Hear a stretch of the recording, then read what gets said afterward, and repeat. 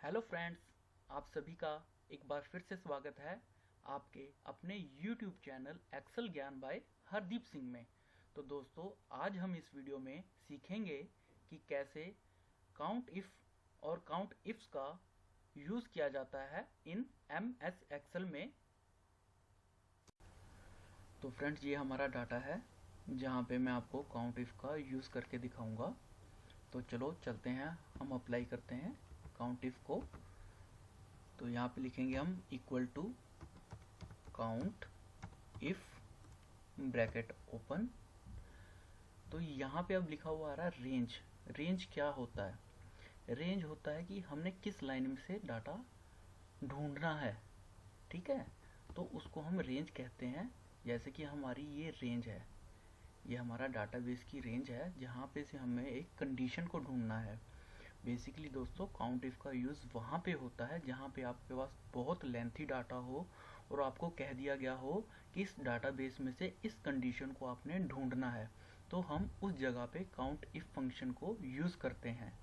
ठीक है, तो हमने ये रेंज, जैसे यहाँ पे लिखा हुआ था रेंज, ये रेंज सिलेक्ट कर ली। उसके बाद यहाँ पे हम दोबारा से लगाएंगे कोमा।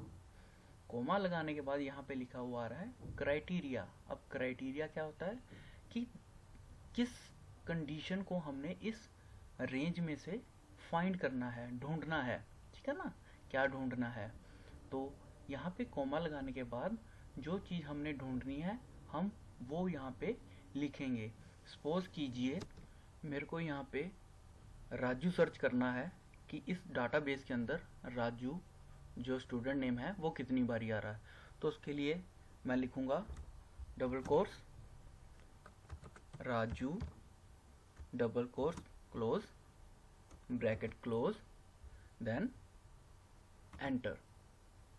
तो आप देख सकते हैं दोस्तों, यहाँ पे मेरे पास रिजल्ट आया है कि इस डाटाबेस के अंदर जो राजू नेम है वो 2 टाइम्स आ रहा है।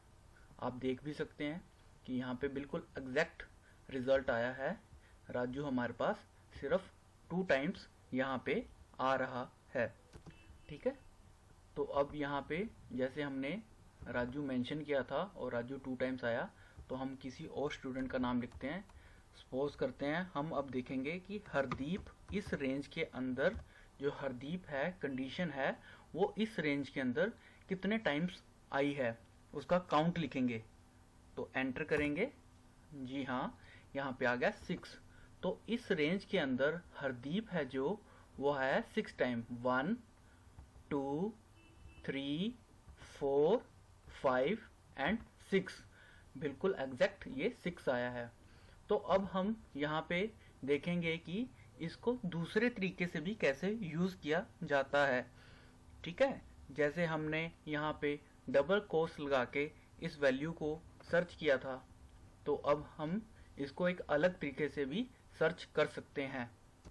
उसके लिए हमें क्या करना पड़ेगा, ये जो हमने डबल कोर्स लगाए थे इनको बैक करके, ठीक है, इस क्राइटेरिया को हम फिर एक कॉलम का पाथ दे देंगे कि इस कॉलम में जो वैल्यू हो वो हमें फाइंड करनी है इस रेंज के अंदर।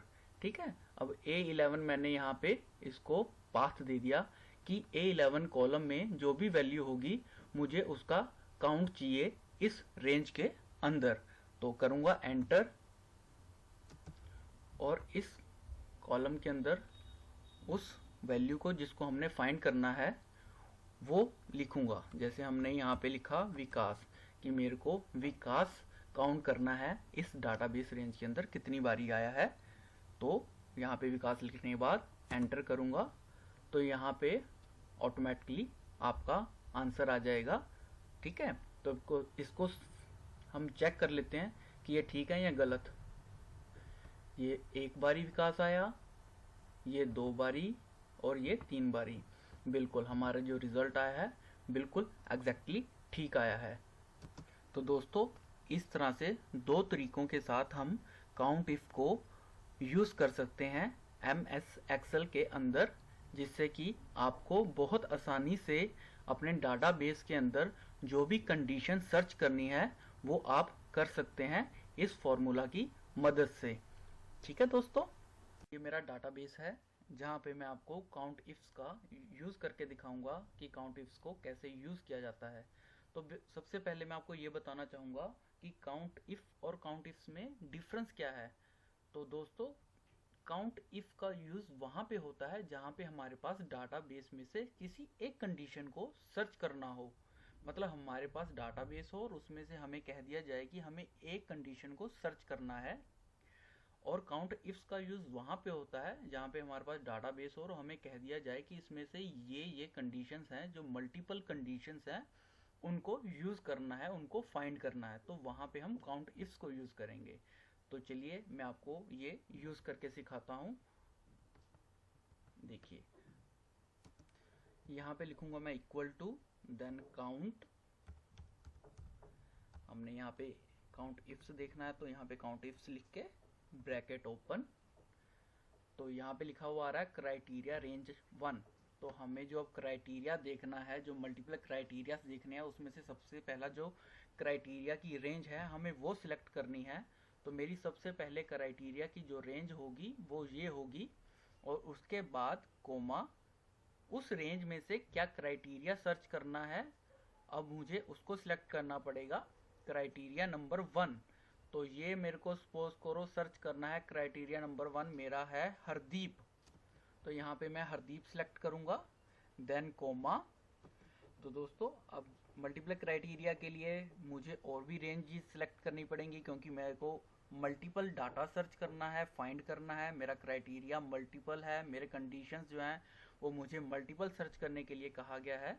तो अब यहाँ पे क्राइटेरिया रेंज 2, जो मेरी दूसरी रेंज होगी, जिस रेंज में से मेरे को वो कंडीशन सर्च करनी है, तो उस सेकंड रेंज को मैं यहाँ पे सिलेक्ट करूँगा। देन उस रेंज के अंदर जो मेरा क्राइटेरिया 2 होगा, जो क्राइटेरिया 2 होगा वो होगा मेरा, मैंने सपोज करो मेल सर्च करना है तो मैं मेल को सिलेक्ट कर लूँगा, देन अगेन कोमा।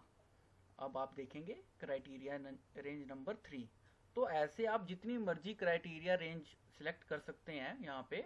तो अब मैं यहाँ पे अपनी थर्ड क्राइटेरिया रेंज को सिलेक्ट करता हूँ, देन कोमा, और उसके बाद मेरे को चेक करना है इसमें मोहाली। तो मैंने यहाँ पे पहले ही जैसे आपको बताया है कि कैसे हम कॉलम को पाथ देके कॉलम के अंदर वो डाटा लिख सकते हैं जो हमें सर्च करना है। तो वैसे मैंने यहाँ पे ऑलरेडी डाटा लिख लिया था, जो भी मैं आपको चेंज भी करके दिखाऊंगा। ठीक है दोस्तों, तो ये मेरा फॉर्मूला अब यहाँ पे पूरा हो चुका है।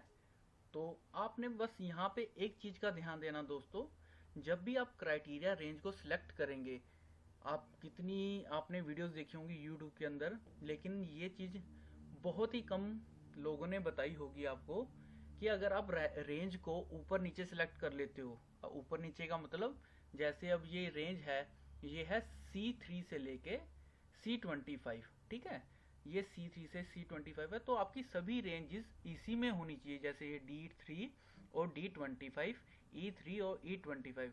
अगर इसमें अगर सपोज कीजिए आपने यहाँ पे 26 कर दिया ना, तो आपकी वैल्यू नहीं आएगी, वहां पे आपका एरर आ जाएगा। तो चलो चले हम देखते हैं हमारा रिजल्ट क्या आता है। हम हिट करेंगे एंटर को तो यहाँ पे आ गया 4।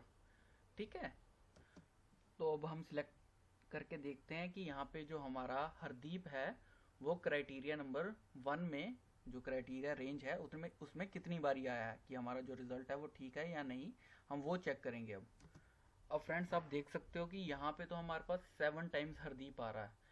आप देख सकते हो 1 2 3 4 5 6 एंड 7, लेकिन हमारा जो रिजल्ट है वो 4 आया।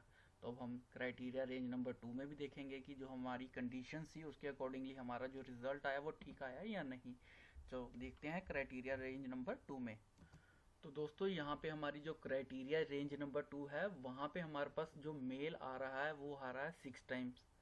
ठीक है, तो पहला हमारा जो नेम है वो 7 टाइम्स है, लेकिन जो उसके अगेंस्ट हमारा सेकंड कंडीशन थी वो मेल की, वो यहाँ पे आ रही है 6 टाइम्स।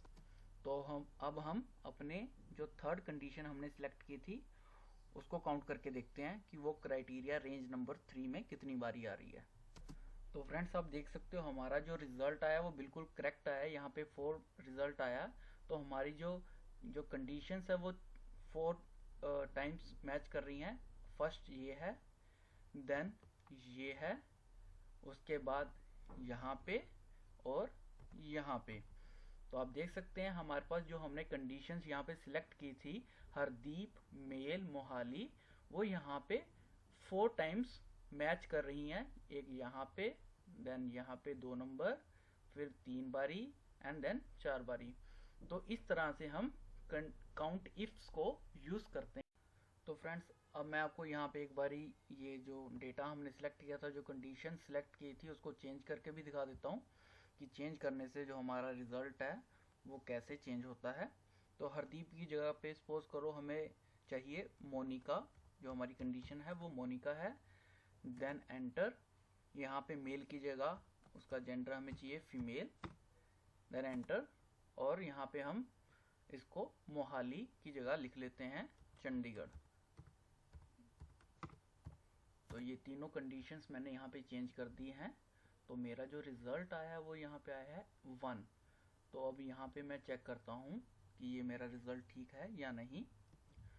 तो अब यहाँ पे देखो क्राइटेरिया रेंज नंबर 1 में मेरे पास मोनिका जो है वो 3 बारी आ रहा है, ठीक है। उसके बाद जो फीमेल है वो भी मेरे पास 3 टाइम्स आ रहा है, ठीक है। अब हम थर्ड क्राइटेरिया में चेक करेंगे कि चंडीगढ़, मोनिका फीमेल के अगेंस्ट चंडीगढ़ कितनी बारी आ रहा है। तो फ्रेंड्स देखिए हमारा रिजल्ट बिल्कुल ठीक था। हमारे पास मोनिका के अगेंस्ट फीमेल और फीमेल के अगेंस्ट चंडीगढ़ इस पूरे डाटाबेस में सिर्फ एक बारी आ रहा है, 1 टाइम आ रहा है। तो आप देख सकते हो यहाँ पे मोनिका के अगेंस्ट फीमेल 1 बारी, यहाँ पे 2 बारी, यहाँ पे 3 बारी, और चंडीगढ़ मोनिका के अगेंस्ट और फीमेल के अगेंस्ट ओनली 1 टाइम आ रहा है चंडीगढ़। तो हमारा जो डाटा है वो बिल्कुल यहाँ पे रिजल्ट बिल्कुल ठीक रिफ्लेक्ट कर रहा है, ठीक है दोस्तों। तो दोस्तों इस तरह से अब हम काउंट इफ और काउंट इफ्स को MS एक्सेल में यूज कर सकते हैं। तो दोस्तों अगर आपको मेरी ये वीडियो पसंद आई हो, यूजफुल लगी हो, तो आप प्लीज मेरे YouTube चैनल एक्सेल ज्ञान बाय हरदीप सिंह को सब्सक्राइब, लाइक, कमेंट और शेयर जरूर करें। Thank you for watching friends.